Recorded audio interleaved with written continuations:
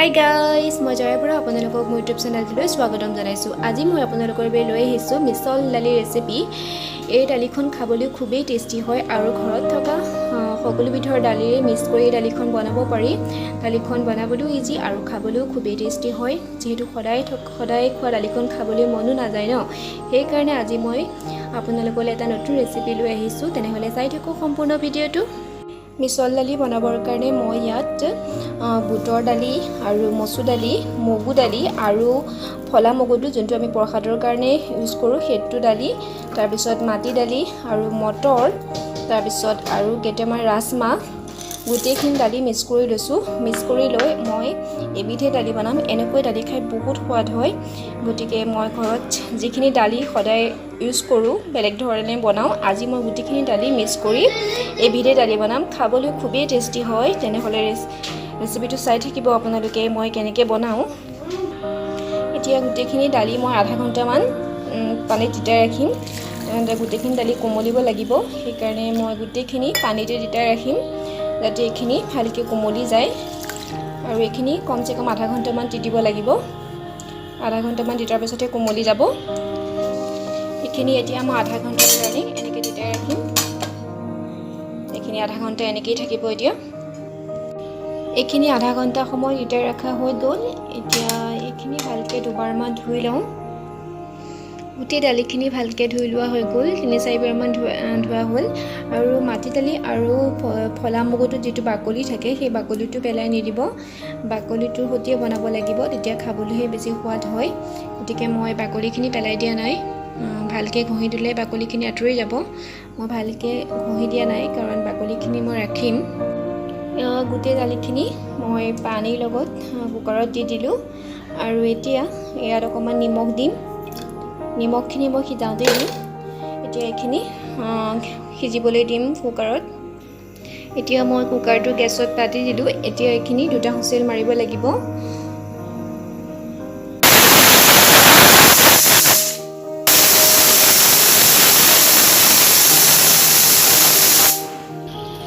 এইখিনি 2টা হুইচেল মাৰা হৈ গ'ল। এতিয়া ঠাণ্ডা হ'ব লাগিব, তাৰপিছত খুলিব পৰা হ'ব। কুকাৰৰ পৰা দালিখিনি এটা চৰিয়াত উলিয়াই ল'লোঁ। আৰু তেল মাৰিবৰ কাৰণে মই লৈছোঁ 2টা পিঁয়াজ সৰু সৰুকৈ কাটি লৈছোঁ, অকণমান পাঁচফোৰণ লৈছোঁ, 2টা কেঁচা জলকীয়া, অকণমান আদা পিচি লৈছোঁ আৰু 5 ফুটামান নহৰু থেতেলিয়াই লৈছোঁ। গেছত কেৰাহী এখন পাতি দিছোঁ। কেৰাহীখন গৰম হোৱাৰ লগে লগে ইয়াত অকণমান মিঠাতেল দিম। কেৰাহীখন গৰম হৈ গ'ল। ইয়াতে মই অকণমান মিঠাতেল দিছোঁ। মিঠাতেলখিনি গৰম হোৱাৰ লগে লগে পিঁয়াজখিনি দিম।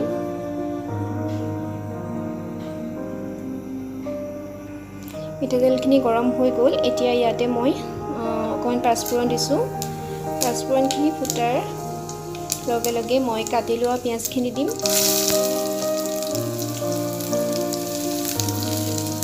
এতিয়া পিঁয়াজখিনি কালাৰটো চেঞ্জ হোৱালৈকে অকণমান সময় ভাজি ল'ম।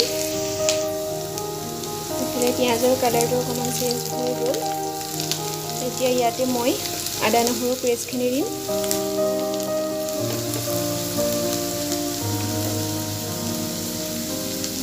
এতিয়া আদা নহৰুখিনি 1 মিনিটমান সময় ভাজি ল'ম, আদা নহৰু কেঁচা গোন্ধটো যোৱালৈকে।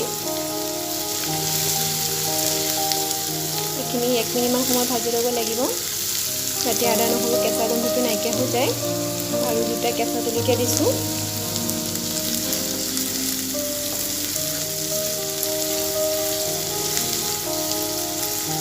এইখিনি এনেকৈ 1 মিনিটমান সময় ভাজি ৰাখিম। এইখিনি 1 মিনিট সময় ভাজা হৈ গ'ল। আদা নহৰু কেঁচা গোন্ধটো নাইকিয়া হৈ গ'ল। এতিয়া ইয়াতে মই দিম অকণমান হালধি। ইয়াত নিমখ নিদিওঁ কাৰণ মই সিজাওঁতেই নিমখ দিছিলোঁৱেই।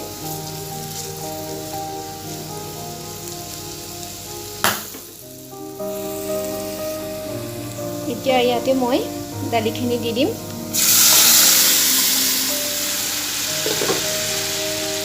দালিখিনি দিয়াৰ পিছত ভালকৈ লৰাই দিব লাগিব আৰু এইখিনি অকণমান সময় উতলিব লাগিব। কমচে কম এইখিনি 5 মিনিটমান সময় উতলিবলৈ দিম। এইখিনি 5 মিনিট সময় উতল আহি গ'ল। এতিয়া ইয়াতে মই অকণমান গৰম মছলা দিম।